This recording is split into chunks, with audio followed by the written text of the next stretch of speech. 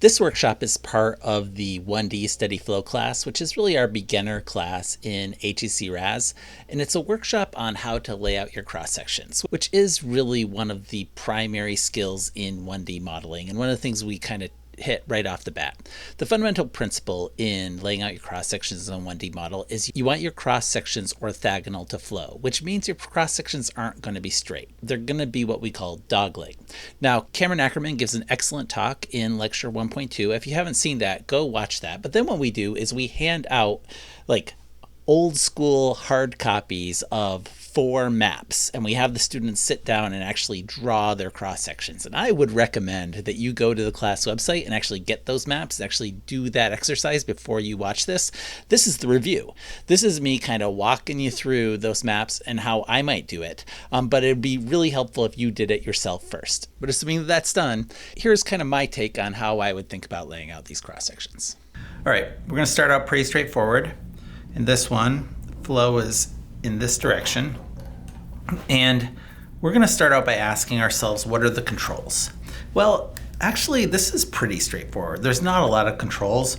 I think the main cross-section I would start with would be right here, because that is the contraction.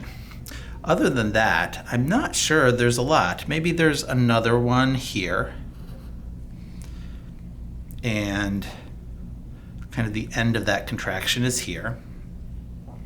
And then we want to look at kind of the maximum expansions, right? So there's a maximum expansion here where this would expand, and there's probably a maximum expansion here. And then I think other than that, we want to catch any inflection points. So I think there's maybe one here. We'll want to catch that guy probably and make sure that that is far enough so that when we interpolate between these, it captures that little elbow right there. And then I think other than that, then I can just start upstream and try to be perpendicular to flow. And a lot of these are going to be pretty straight, but if you think about the direction in which this channel is moving, right, your perpendicular to flow here is going to be different than what perpendicular to flow is here. And so we'll probably do this. And for this one, I'm going to make sure that I'm extended beyond this little backwater that I want to get, so that when we interpolate between those, we make sure we include that little backwater. And then after that, it's a little arbitrary. I think I'll probably put another one there to get some relatively consistent spacing. Same with here. The flow is going, you notice how this flow, the channel is moving this way, so I need to be perpendicular to that flow. And then, kind of same thing here. Basically, we've got this zone of expansion,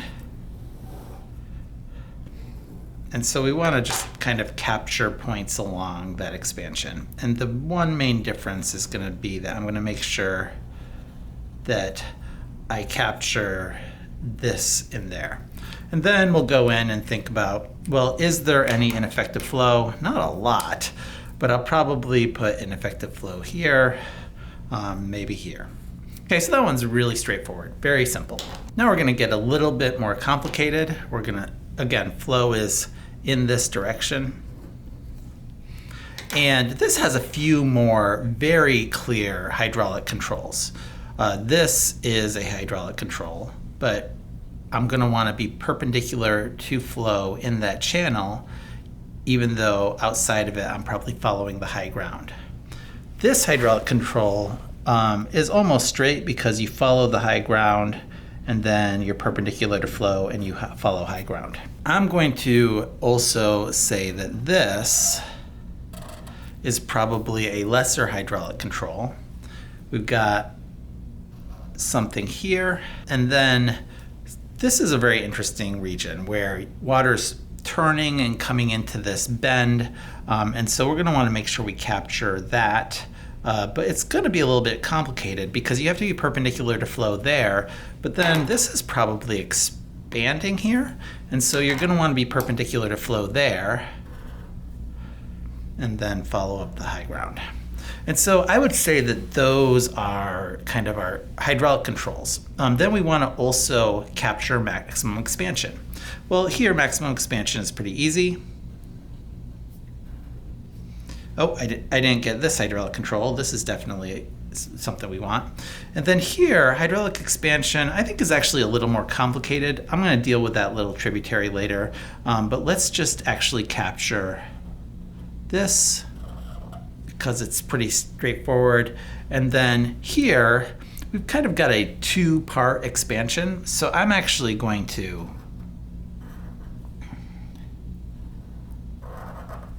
capture that like that. And the way I'm thinking about that is that the flow is going to be expanding and contracting on this side, and then it's going to be following the channel pretty closely on that side. Over here, I would say that the maximum expansion is here, and that's a pretty straightforward orthogonal cross section, but I'm going to want to capture this as well as a backwater. So I may actually bound that with a couple of cross sections to make sure that when I interpolate between those cross sections, I include that area. And then things are very interesting in this region. This is actually probably a multidimensional region. We've probably got flow going like that, but the channel's actually doing something a little bit more complicated. So I think here what I'm going to do is I'm actually going to put a cross section down through the middle of this, and then just bring it across and kind of let some of that just work out in the slop, because that's really not totally one-dimensional that's going on there. And so you notice there are kind of two ways I can handle these backwater zones. Either I can bound them with cross sections, or in this case, as long as everything that you want to be wet is within the interpolation region of the upstream and downstream cross section, you'll still get that. And then I'll probably do another one here. Now this part gets a little bit complicated. I think that if I do another one here, I'm left with this region. And I think that most of the water is in the floodplain is following this near zone. And so I'm going to want these cross sections to essentially be perpendicular up until there. But then we'll branch them out and let them follow these tributaries. And if I go in and declare this an effective flow, because water can't expand into this and flow, that's probably non-conveying, then as long as these are within the interpolation zones, then this will get wet but not convey. And so that is one way that you could do that. I might actually go in and put another one here. And at that point, you can do convergence analysis to see how many of these you actually need. All right, now things are getting even a little bit more complicated. Again, flow is in this direction. And what we have here is, in the last two, that was approximately the 1% or the 100-year event. Here we have the 1% or the 100-year and the 500-year or the 0.2% event. And so that really does tell us kind of what's going on as far as the extent. Our cross sections probably don't have to go much farther than this, but the really interesting thing that's going on here is that this 100-year event flows within this constriction formed by this high ground, but for the 500-year event, we actually have split flow. And so I think this is the defining feature that we want to make sure we get right. This is completely confining in a low flow. And so we want to make sure we get that confinement in the low flow. And I want to get that confinement in the low flow. Okay, and so we're just going to then think, what is the flow path out here, and make sure we're perpendicular to that in the high flow.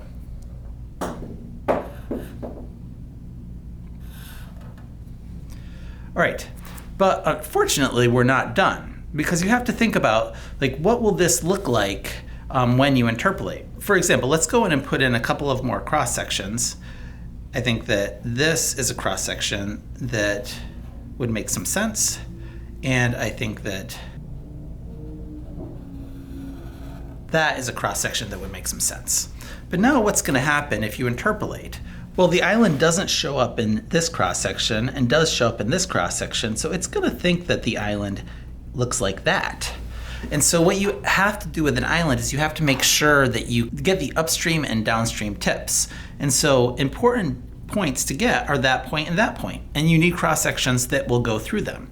And so we're going to make one cross-section like this, and one cross-section like this, even if they aren't otherwise hydraulically interesting. And then the reason I did this is you want to make sure that you have kind of the widest part of the island as well. And so you think, how is this going to interpolate the shape of the island between those cross sections? Well, it's going to do this, it's going to do this, and then this. And so that approximates the shape of the island pretty well. Okay, so then where do we want to go from here? Well, this is a pretty big expansion zone. And I can imagine that this flow, the center of mass of flow or the flow path, is something like that. I'd imagine that a lot of this flow is non-conveying over here, but you're definitely expanding and contracting. And so I want to catch the edge of that contraction. I definitely want a cross-section on the edge of that contraction. And this is kind of a weird high ground here that is going to limit the expansion. And so I definitely want a cross-section that captures that high ground and make sure I actually capture it with my cross-section. And so then we want to make sure we're perpendicular to flow. And then here, we want to make sure we're perpendicular to flow. And what's our contraction going to be? Well, to be perpendicular to that, we're going to have to cut in. And then maybe catch that narrow part there. And that will define our contraction and expansion. Then you're going to want one cross-section that's essentially at maximum expansion. But we also have to account for this weird little thing over here. We have to make sure that our cross-sections extend far enough that the interpolation will catch that. And so I think that I want a cross-section at this maximum expansion here. And at that point, we're at maximum expansion. The cross-section is kind of straight because the flow vectors at full expansion before it contracts will be essentially perpendicular. But then we want to think about how are we going to model this? How are we going to capture this? And so I'm going to bring this a little bit farther and dogleg it. And then I'm going to do another one on the other side. And basically this will have the water surface elevation of this, and this will have the water surface elevation of this, and so it'll interpolate across here. This will be your interpolation zone, and you will get flooding, although a mildly sloped water surface here. Well, those are really the important parts. I feel like I want a cross section here, and then maybe something in between, and maybe another one that is capturing this expansion at this point of kind of maximum internal curvature. And then I think I'd probably put one here too.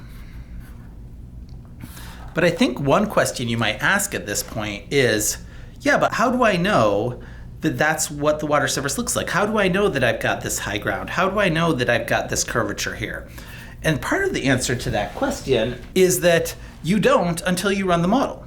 And that's why this is an iterative process. You lay out your cross sections the best you can based on the terrain, but then you look at the resulting water surface elevations and you change your cross sections so that they are capturing the features you want. Now, of course, here you're going to go in and compute your 1-to-1 and 2-to-1 contraction expansion and put in an effective flow area there so that this zone right here isn't conveying, so that this is a backwater in your one-dimensional model. Otherwise, you'll have too little conveyance over here because it thinks that this is part of the active cross-section. You'll probably do the same thing over here.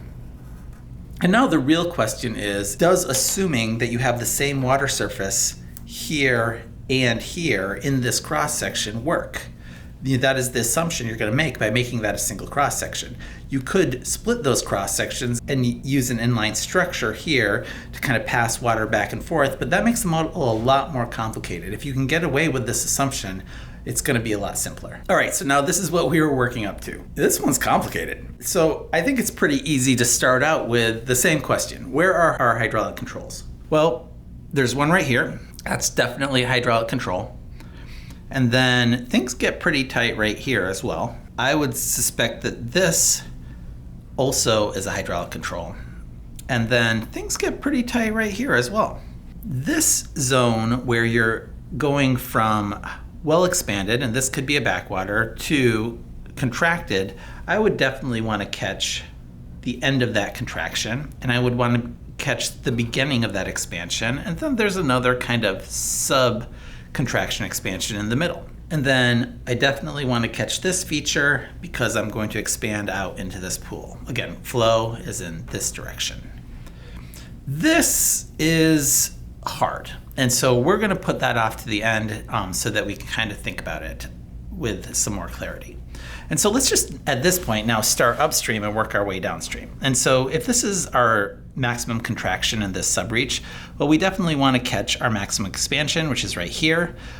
Perpendicular to the channel is going to be like that. And then I do think that at maximum expansion, you're going to be pretty straight because you're not actually contracting or expanding. And then maybe something like that. And then I will do a couple of others like it, essentially. And what you'll notice is that this is not a unique solution. There is as much art in here as there is science. It's not exactly reproducible, but for now, human intuition is better than an algorithm. And so thinking it through is still the best way to do it.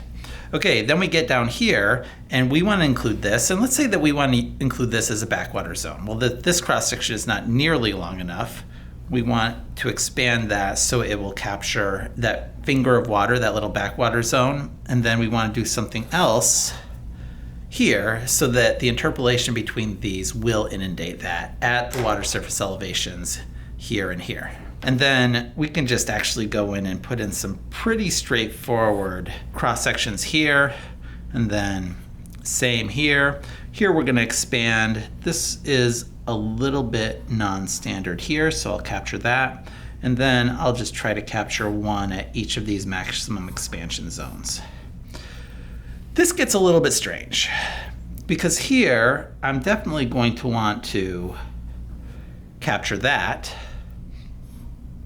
here as well, but then I definitely also want to capture something around here. And so perpendicular to that looks like this. And then I'm not really done here. I actually want to capture that as well. And so what you'll see is these come together, although they don't cross. I'm sure it looks like I crossed it with this thick pen here, but those should not cross. They should come together but not meet, like Ghostbuster streams. And then this ends up being very straightforward as well.